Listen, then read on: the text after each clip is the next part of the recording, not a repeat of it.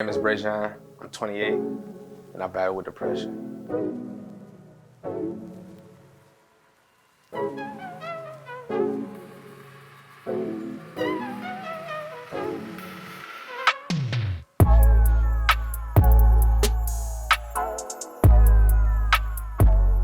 I first recognized I was dealing with depression, I could say, probably around my adolescence, around like 12 years old. At that time, I really didn't know what was going on, but when I look back, I can see that, it was a lot of questions that I needed answered and a lot of things that was uncertain for me. And it takes a toll on you, when you don't know what's going on and you can feel certain things ain't right. So the normal struggle that we was, it's sad that I say normal struggle, but the struggle that we face, as young black kids that grow up in low income areas and stuff like that. Where I grew up at, we've seen so much stuff. Like I've seen people die. Like I've seen it, That's where soldiers, when soldiers go out to Iraq and stuff and they see a comrade die and stuff and they come back with PTSD and stuff. Just imagine you being 7, 8 years old and you just witnessing stuff like that. Witnessing drive-bys. We witnessed stuff like that growing up. So it took a toll on our life.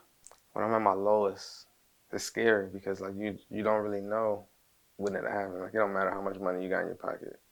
It doesn't matter what situation you in.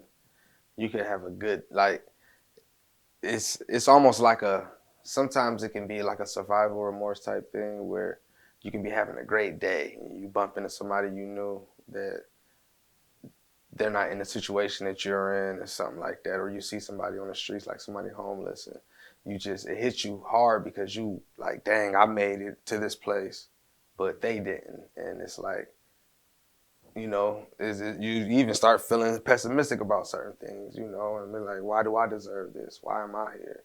And it all kicks into a whole snowball effect of negative thoughts, and now you're even wondering even if you have got to a better position, now you're even wondering if it is a better position. Maybe, is it temporary? So it's tough. When I caught my felony, when I got in trouble, they had put me on probation and stuff like that. So it was just taking a toll on me because they was making me really feel like I was going to mess up. Every time I talked to somebody or talked to like the people when I was down there, it was always like a downing situation. So, of course, to feel like you are, I don't know, like to feel you special, you do certain things, I like, for example, taking, pills and stuff like that. And you would do stuff like that to try to cope with that because you starting to believe them. You starting to feel like, yeah, I'm about to be back in here. I'm about to mess up. I'm about to be just exactly what they said, another statistic. And that'll take you, down a whole nother route. Your depression turns to addiction, and then now you see yourself really lost. Now you all the way gone. You've so far gone, you don't even really care about the things you once cared for. Like, man, I done seen and I done experienced some of the craziest things just because me trying to fill that void, instead of doing other things, things that I know that probably would have helped me better, instead of praying, instead of reading, instead of writing a poem or whatever, I'm like, that ain't what I want to do right now. I'm trying to feel different. I'm trying to even feel something that you feel me? I want to feel something that like, I don't even want to feel that right now. I started writing poems when I was like 11, 12, and it's just, my poems was always, it had like a dark tone to it, like a real sad tone to it. And, like, how can somebody so young have so much going on in their mind. It started into music because I always loved music. Music is one of the best ways to tell a story to me. You can hear it, you can feel it, you can close your eyes, you can visualize it, and it got into music. Of course we played sports and stuff. That was always an escape, go play basketball. I stayed in South Park, so South Park was right. It was a blessing to us. We was able to just go right up the street, go play basketball, play football in the field. It was it was fun, but then like I said, it was only fun because we didn't really fully grasp or understand what was really going on at the time. I really do love to use my music to to broadcast the issues that I go through and myself or my self-hate or my depression. I really love to make songs to show people because, like I said, I got to use my platform to let people know that, yeah, I went through this, but I conquered it. Like I got a song called The Victory. It's on Ayo Love Yourself. And it dropped December of last year. But the song is called Victory because through the whole song, if you listen to it, I'm talking about going through depression, people being locked up in your life, people, you losing people in your life, having issues with yourself, but figuring out a way to love yourself. And that is victory. Loving yourself, finding a way to look in the mirror and be like, I did have an issue with you, but now I love you. That's victory. Being able to go through a lot of things and still be able to reach the finish line when people said you weren't going to be able to, And I got another song called Self-Hate on that same project, and it talks about the same stuff. Just being able to figure out a way to accomplish what we go through, using your enemy to make it, using your enemy as a stepping stool, like I haven't picked up the courage to just actually go and address those problems. Because another thing, growing up in areas I grew up in, pride is, like your best friend. Your pride, you don't really want to know. You don't want people to know what you're going through because you don't want them to look at you like, oh, you weak, or, we didn't even really like to cry, in front of people because of the simple fact, what you crying for, so going to ask somebody for help for something you think you can handle on your own, you don't really, you don't really try to do that. It's probably because it's just a foreign thing. Growing up, therapy, we always thought that was for like rich people that didn't really that was going through way more issues than us, even though that didn't make sense. But that's what we thought, or at least I did, And I thought that it was, something that was probably for not even our culture. Like I thought it was just for other cultures, I never really looked at our culture as for therapy. I always thought, it was either you could go to God, and if you can't go to God, it's something that you really got going on, and it would never make sense to me, because it's like therapy is supposed to be something that helps you, something that you can just get stuff out.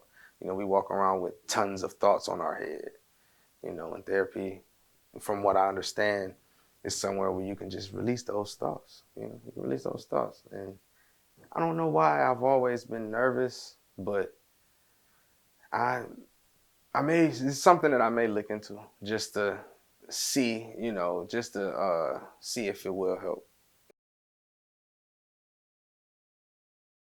When I'm going through it, or when I'm, at my lowest, I turn to my mom. Like my mom is definitely my my balance. Like not only is she, a minister, she is my mom. So I get like the best of both worlds. I get, and I'm going through it. She'll give me my mom, and then she'll give me the word, and it's needed. I feel like both of them is needed, and it's almost kind of hard not to get one without the other. So coming from your mom, it's a blessing because she not only knows me like the back of her hand, she understands me too. So the things that she can say certain things and I can understand why she's saying them, because who knows me better than her? Like, and yeah, and of course, she helps me understand to reach out to God and, reach out to, this my spiritual help, and we get the job done. My evolution, I guess I can say, my growth still is still being applied. I'm still growing. I'm still learning. I'm gonna be a student forever. That's one thing I take pride in, is being a student, because like I said, I love to learn. But what I can say is 10 years ago, even 5 years ago, even 2 years ago, I feel like I've changed tremendously. I couldn't get a job, so I was letting that really eat at me, and it was starting to change my character a lot, like a lot. And I was starting on it, and it really took for me to really like really have faith and really understand that I have to become a better person. And I had a daughter at the time too, so I was like, I definitely have to be a role model to her. I have to be the person that she looks up to and she can love, instead of somebody that she don't want to be. Like, I want to be somebody, or I want to have somebody in my life that's nothing like you. I didn't want to be that. And so when I got over that and when I became the person I am now, like, I really feel accomplished. But like I said, it's still going. I still feel like I got a long way to go. Being a father definitely enhanced my way to cope with it, because now I have somebody else to live for. When you living for yourself, sometimes you get selfish, and we tend to do things because we want to do it, whether it's a good thing or a bad thing. You may want to in your life because you feel like you don't belong. Even though there's thousands of people that is like, I want you to be here. So sometimes we do make decisions, that we're rather good or bad, because of ourselves. So when I had a daughter, she gave me a chance to, and she still gives me the chance, to live for somebody else. So now my decisions aren't only based on me, it's based on her. And now it's like, that's my double check. Like, okay, all right, Brajuan, yeah, you tripping. What you think your daughter gonna look at you from me 10 years from now? You tell her about this conversation or about this situation. What you think that's gonna do to her? So it definitely taught me a lot, and it's still teaching me. But it's a great thing for sure. It's not a burden. Kids, I feel like, when a lot of people say kids are burdens and stuff when you're going through it, but my baby definitely helped me show me the way out. Like, she had my hand, walking me out. Like, we got this. Like, I've lost friends to depression. I've lost friends to, self-hate and stuff like that, because they didn't feel like, maybe it was they didn't get the love that they thought that they were supposed to get, or whatever the situation was. And I don't want to lose no more friends to self-hate. I don't want to lose no more friends to depression.